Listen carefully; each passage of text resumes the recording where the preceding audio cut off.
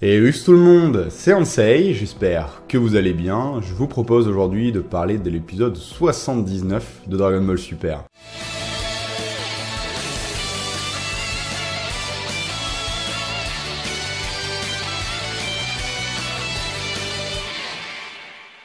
Alors quand on repense un petit peu à cet épisode 79, moi, il y a trois événements principaux qui m'ont vraiment marqué durant cet épisode et sur lesquels j'aimerais revenir avec vous.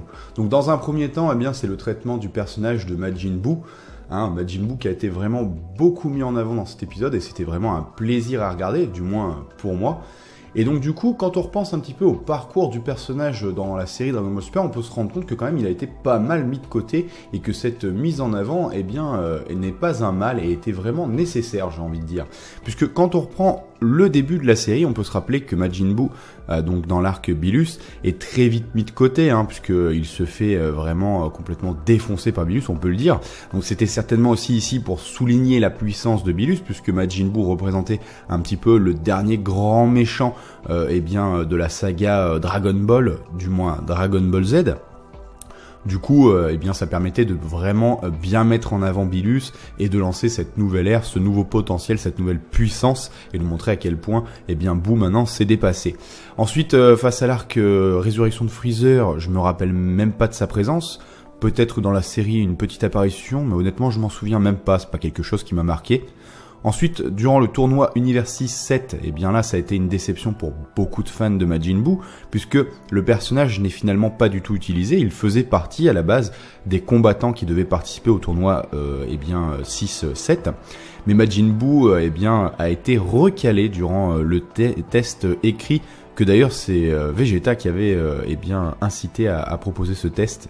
Et à cause de lui, Majin Buu avait été recalé. Mais en même temps, il y avait pas mal de débats souvent durant le tournoi 6-7 que j'aimais bien d'ailleurs.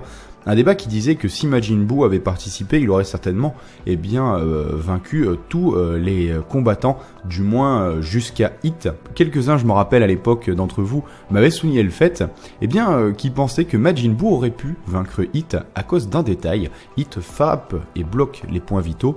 Or, Majin Buu ne semble pas avoir de points vitaux, justement. Je trouve que c'est un débat intéressant. Je suis curieux de savoir si vous pensez que Majin Buu pourrait, vaincre Hit à l'usure. Moi, de mon côté, je pense quand même que Hit pourrait vaincre Majin Buu, grâce à sa puissance, tout simplement. Au-delà de ses capacités, je pense qu'il pourrait le vaincre. Mais bon, c'est un autre débat. On va se recentrer un petit peu sur ce qu'on a vu ici. Mais je trouvais intéressant de souligner un petit peu tout ce parcours du personnage qui finalement avait été quand même beaucoup effacé. Il n'apparaît même quasiment pas dans l'arc Black Zamasu. On ne le voit pas, on ne s'en sert pas. Donc ça fait plaisir de voir le personnage remis en avant ici. Et donc du coup une remise en avant plutôt intéressante. En plus contre un personnage assez charismatique. Je trouve les combattants de l'univers 9 plutôt charismatique dans leur ensemble, ces espèces de loups renards. Donc là ici on affronte Basile donc au furieux coup de pied, donc c'est vraiment un personnage qui ne se bat qu'avec ses pieds, donc visuellement ça rend plutôt bien. Et en plus, il semble pouvoir utiliser une sorte d'aura de feu pour amplifier ses coups. Donc on peut dire qu'au début, on pense qu'il domine Buu. Nous, on sait très bien que ce n'est pas le cas. Et quand on voit à plusieurs reprises les regards assez confiants de Son Goku, on comprend que ce n'est pas le cas, que c'est le dominé qui finalement domine. Et d'ailleurs, j'aurais aimé que la série amplifie peut-être un petit peu plus les réactions justement de Champa et Vados qui avaient entreaperçu ce combattant qui n'a pas pu participer à leur tournoi, et j'aurais bien aimé une petite réaction justement lors de la victoire de Majin Buu sur le fait que heureusement qu'il n'a pas participé au tournoi, waouh quel combattant redoutable, une petite chose comme ça, même si c'était assez rigolo de les voir tous sur le cul quand finalement Majin Buu se régénère, et oui il y a des monstres vraiment redoutables dans l'univers comme le souligne le Kaioshin de l'univers 9. Et d'ailleurs on va rebondir sur ce Kaioshin de l'univers 9, donc qui sera mon deuxième sujet. Ce Kaioshin m'a vraiment surpris, on peut dire, dans son comportement. On dirait même que c'est lui qui tient les rênes de l'univers 9. Alors déjà, sans vilain jeu de mots, mais je ne sais pas trop comment l'appeler pour le moment, parce qu'on ne connaît pas vraiment son nom, c'est juste un Kaioshin de l'univers 9, mais on dirait vraiment un Dark Gowasu, non? Non, franchement, quand je le vois, c'est la première réaction que je m'étais faite la semaine dernière, mais comme un idiot, j'ai oublié de vous en parler dans la vidéo, du moins je crois que j'ai oublié de vous en parler dans la vidéo. Bref, En tout cas, il me fait vraiment penser à une sorte de Dark Gowasu. Et surtout, quelque chose qui m'a vraiment interpellé, c'est toutes les fois où il va dire, eh bien, voici la puissance de mon univers neuf. Alors la première fois qu'il sort cette phrase, moi j'ai interprété ça dans le sens, voilà, l'univers dans lequel j'appartiens, voilà, mon univers à moi, machin. Sauf que la deuxième fois qu'il va sortir cette phrase, on sent bien ici qu'il y a une sorte de possession, quoi. Mon univers, le mien, tu vois, celui-ci qui m'appartient.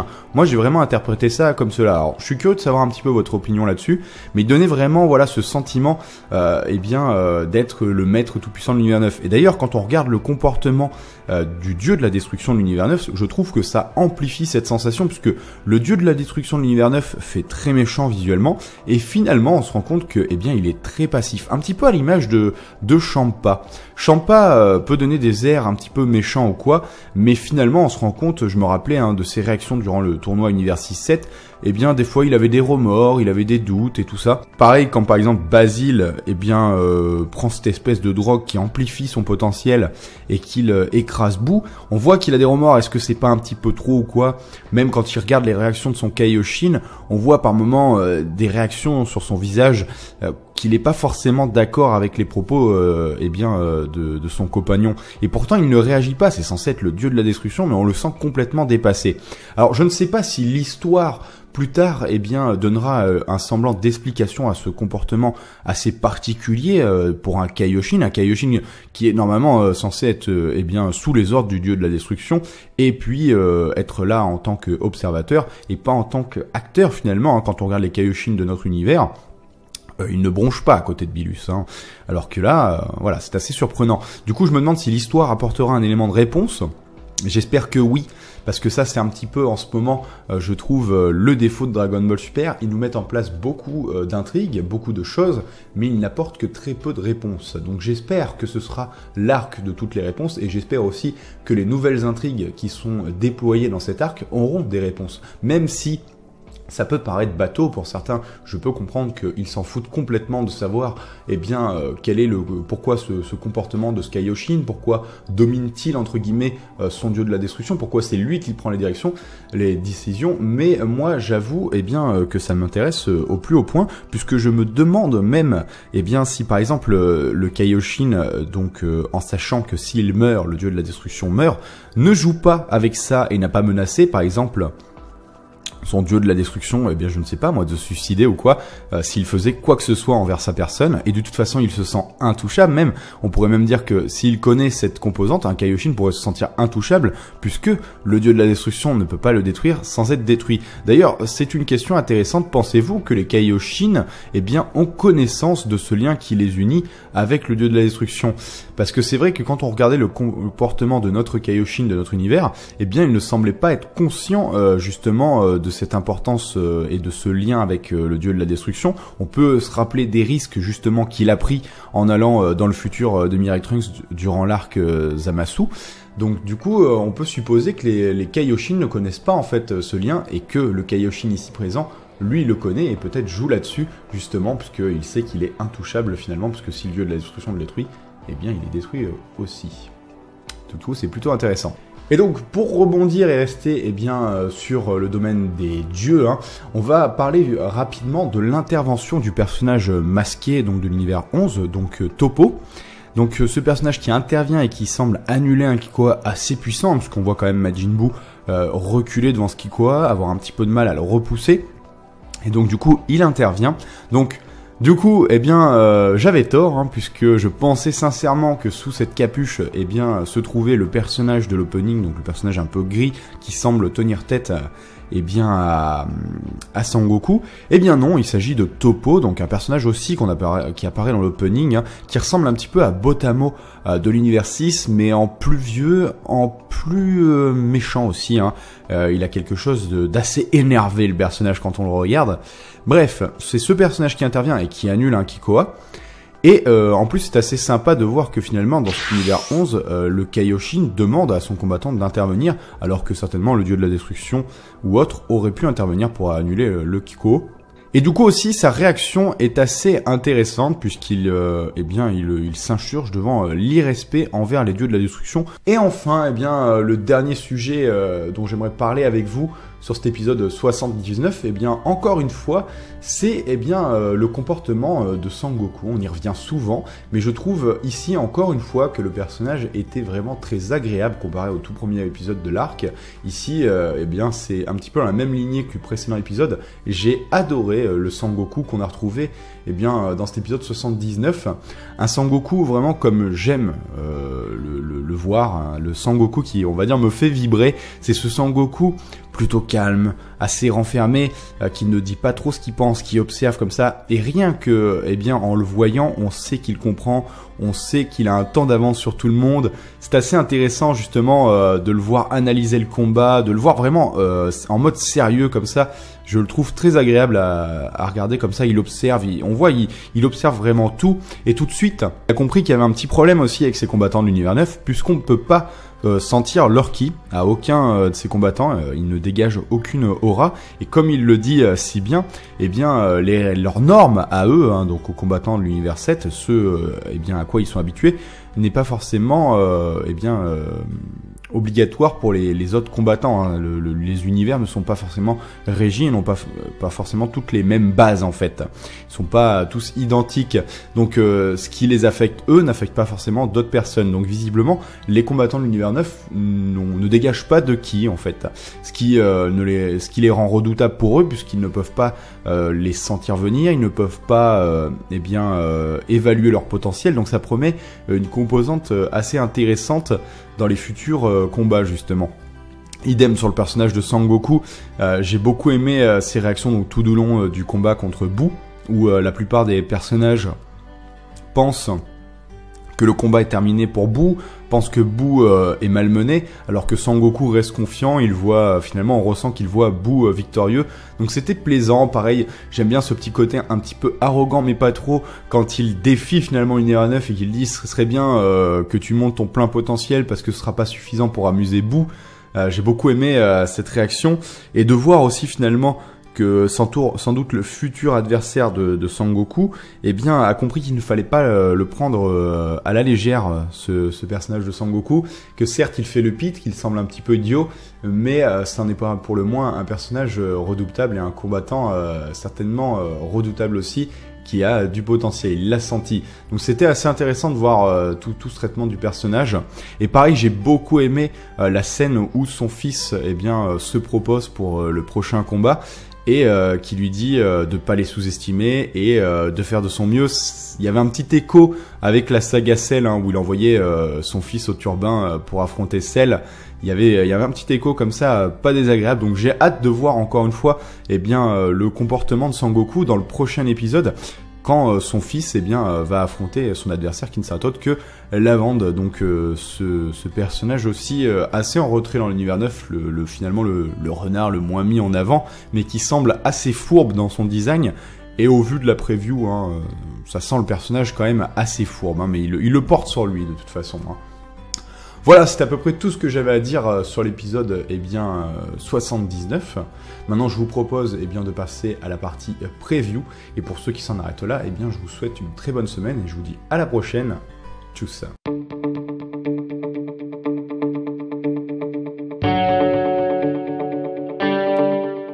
Et donc, on va revenir sur la preview de l'épisode 80, donc qui nous montre un semblant, un petit aperçu du combat entre Gohan et Lavande. Donc ce personnage au chara-design, comme je le disais, assez fourbe, hein, puisque c'est un chacal. Visiblement, son comportement est raccord au chara-design du personnage, puisqu'il semble utiliser une sorte de poison pour aveugler Sangohan. Sangohan perd l'usage de la vue, et il faut souligner encore une fois le fait que les combattants de l'univers 7 ne peuvent pas sentir le ki des combattants de l'univers 9. Là, je pense que vous voyez le poteau arriver. Gohan se retrouve vraiment, on peut le dire, dans une situation vraiment très mauvaise. Il se retrouve dans la merde, hein, vraiment, puisque il ne pourra pas visualiser son adversaire, et il ne pourra pas en plus compter sur entre guillemets son sixième sens et sentir le ki de son adversaire pour le repérer. Donc Gohan va être vraiment dans de grandes difficultés ici. Alors, est-ce que vous voyez un Gohan victorieux ou un Gohan perdant? Il y a pas longtemps, je vous évoquais le fait que moi, j'imaginais bien un Gohan perdant et que ce ne serait pas pour autant une fatalité. Au contraire, je pense que ça pourrait vraiment servir la suite du scénario, puisque pour rappel, Gohan est le seul, pour le moment, compagnon de la Z-Team qui connaît la vérité sur ce tournoi interunivers et donc eh bien, les enjeux que ce tournoi représente, c'est-à-dire la destruction des univers perdants. Donc imaginons que Sangohan soit eh bien, perdant dans ce combat. Pour moi, je pense que ce serait une bonne chose, puisque si Gohan est perdant, il va se remettre une nouvelle fois en question, il va se rendre compte qu'il est vraiment dépassé par les événements, et lui a connaissance des enjeux. Donc il sait qu'à la prochaine rencontre, ce sera le tournoi inter-univers, et qu'ici il n'aura pas le droit à l'erreur, puisque s'il perd, eh bien, entre guillemets, certainement, il prend le risque que son univers soit détruit. Et donc si son univers est détruit, eh bien, il perd sa femme, sa fille, enfin tout ce qui lui est cher.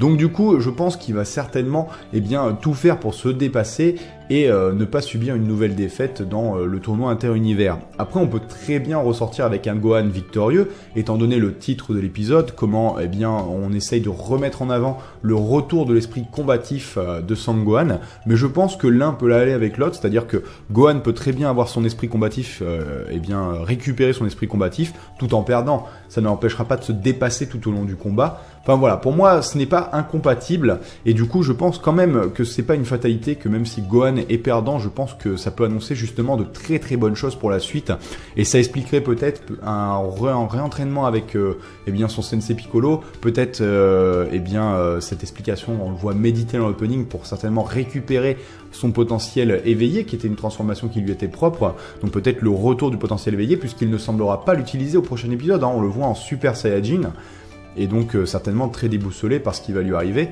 Donc ouais, moi je vois bien un Gohan perdant de mon côté, après je peux complètement me tromper, hein, c'est pas une vérité, et de toute manière, même si Gohan était gagnant, ça n'empêche pas que ça peut quand même annoncer du très lourd pour la suite. Après, j'attends de voir qu'est-ce qu'ils entendent par donc ce retour de son esprit combatif, puisque il est vrai que Sangohan n'a jamais vraiment eu trop eh bien, un esprit combatif par rapport au reste des Saiyajins. Qu'il l'a complètement perdu ces dernières années, hein. Le combat est quelque chose qu'il a complètement mis de côté, et peut-être le revoir justement prendre goût au combat. Ça reste un Saiyajin, il y a forcément un moment donné où il prenait plaisir durant la saga Cell, notamment quand il s'entraînait avec son père, il prenait plaisir certainement un petit peu à se dépasser, à affronter un adversaire puissant. Je me rappelle quand même d'un Gohan en Super Saiyajin 2 assez sadique avec Cell, hein, où il prenait son temps, il aimait dominer Cell, ça a d'ailleurs coûté la vie finalement à Sangoku et il l'a amèrement regretté. Mais du coup, oui, revoir ce Gohan, peut-être reprendre goût au combat, eh bien ce serait assez plaisant à voir, je pense, à l'écran.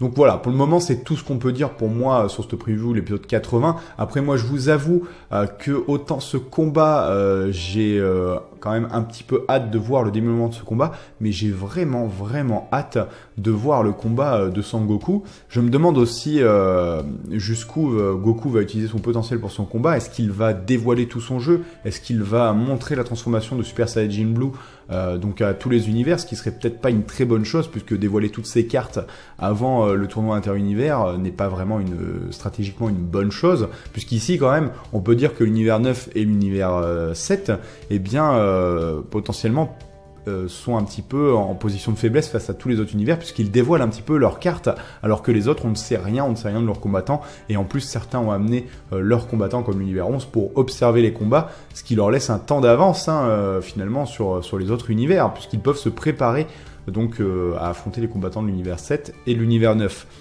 Après c'est pareil, moi je me pose toujours la question, j'aimerais bien avoir votre avis là-dessus, sur le fait que, est-ce que vous pensez que, comme je vous le disais la dernière fois, l'univers perdant de cette petite rencontre avant le tournoi inter-univers pourrait être détruit? Alors, comme pas mal d'entre vous me l'ont souligné, il est vrai que pour le moment, donc normalement, actuellement, aucun des autres univers, à part l'univers 7, finalement, ne sont au courant des enjeux, donc que potentiellement ils seront détruits s'ils perdent.